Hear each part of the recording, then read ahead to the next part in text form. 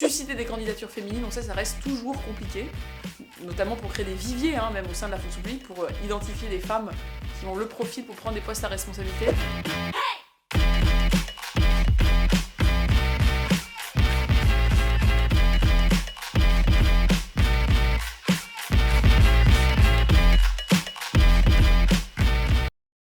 D'abord, je pense que c'est vraiment un sujet d'engagement collectif.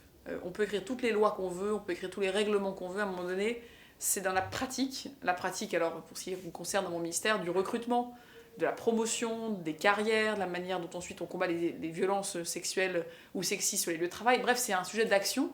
Et donc l'enjeu, évidemment, il faut que les décideurs en soient convaincus. Je pense qu'il n'y a pas aujourd'hui de doute sur le fait qu'on en a fait la grande cause de notre quinquennat, que l'ensemble des cadres législatifs, réglementaires soient aussi là. Mais après tout ça, il y a de l'action. Et de l'action qui ne peut avancer qu'en associant tous les acteurs de la société. Alors même, vous savez, au sein de mon ministère, on ne fera avancer l'égalité entre les hommes et les femmes dans la fonction publique qu'en impliquant tous les hommes et les femmes de la fonction publique. C'est d'ailleurs pour ça qu'on a eu en 2018 un passage majeur. Il y a eu un accord majoritaire entre les organisations syndicales, les employeurs publics, sur l'égalité professionnelle entre les hommes et les femmes. Et accord qui, du coup, là aussi, est né d'un dialogue très très large qui incluait l'ensemble des acteurs de cette fonction publique et qui, du coup, montre la voie d'un dialogue qui s'étend à des acteurs de la société civile, à des acteurs économiques. Moi, je crois, vous savez, que l'action publique dépasse largement les frontières de l'État. Si on pense que c'est l'État tout seul qui fait, on passe à côté du sujet, donc c'est extrêmement important d'associer les citoyens.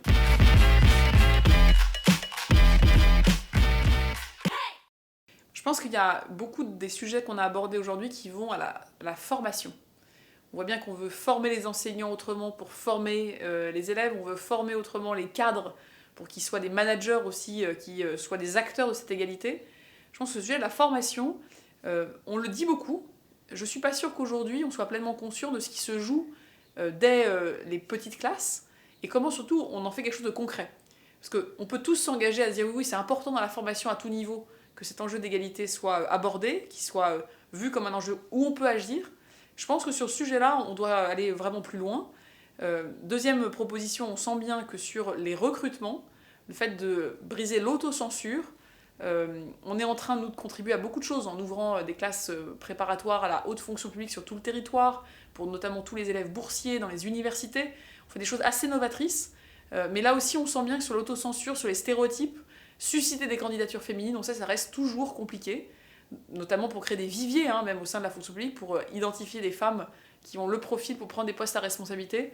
Là-dessus, je trouve que formation en général dès le plus jeune âge, et puis dépasser les stéréotypes, dépasser l'autocensure, identifier des talents. Je pense que sur ces deux sujets-là, on doit faire beaucoup mieux, là aussi collectivement, et donc il y a des choses qui passent par des réformes que je mène, et des choses qui passent par un engagement de la société dans son ensemble, et on voit bien qu'on a encore du travail à faire.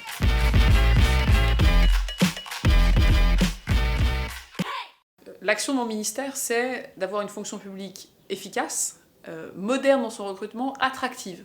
Attractive, ça veut dire qu'on doit être capable de recruter les meilleurs talents, hommes ou femmes, hommes et femmes, pour faire face aux enjeux du XXIe siècle. Dans les enjeux du XXIe siècle, il y a évidemment des sujets majeurs, les valeurs républicaines, le défi numérique, écologique, le rapport au discours scientifique ou encore les enjeux d'inégalité et de pauvreté. Tous ces sujets sont des sujets, à un moment donné, qui touchent l'égalité homme-femme. Évidemment, sur le sujet des valeurs de la République, notre République consacre, par ses engagements de neutralité, d'égalité, de laïcité, l'égalité stricte entre les hommes et les femmes. Et donc, la réforme que nous menons, à la fois dans la réforme de la formation initiale et continue des cadres publics, ce tronc commun qu'on veut donner à l'ensemble des acteurs cadres de l'action publique, qu'ils soient dans les collectivités, les hôpitaux, les magistrats, les commissaires de police, les ingénieurs des mines et des ponts. Bref, on est vraiment en train de créer un socle commun. Évidemment, le sujet de l'égalité homme-femme, il traverse toutes ces questions, notamment les sujets d'inégalité, de pauvreté. On sait qu'aujourd'hui, la pauvreté féminine, les inégalités vis-à-vis des femmes sont des sujets qu'il faut qu'on regarde avec beaucoup plus, peut-être encore de lucidité, dans la manière aussi d'y répondre avec des politiques publiques ambitieuses.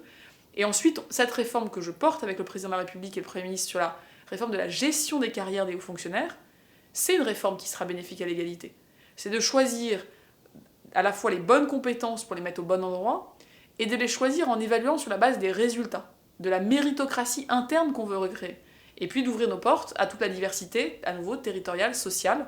Donc tout ce que je porte, c'est une réforme effectivement d'efficacité, de modernité, d'attractivité, Et évidemment qu'elle porte les enjeux d'égalité homme-femme, parce qu'elle porte aussi les enjeux juste de diversité dans son ensemble. On le fait à deux titres. On le fait parce qu'on croit qu'on est égaux et que c'est par la vertu des mérites et des talents qu'on est recruté.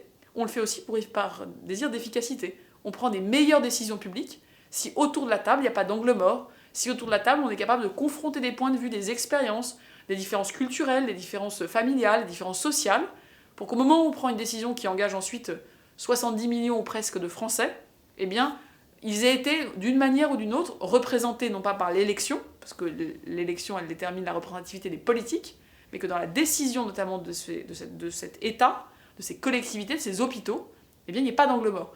Donc tout ce que, voilà, on s'est dit aujourd'hui, totalement cohérent avec un ministère qui croit à l'égalité salariale, qui croit à l'égalité, évidemment, dans l'accès aux postes de responsabilité, qui croit aussi à la lutte très ferme contre les violences sexuelles et sexistes.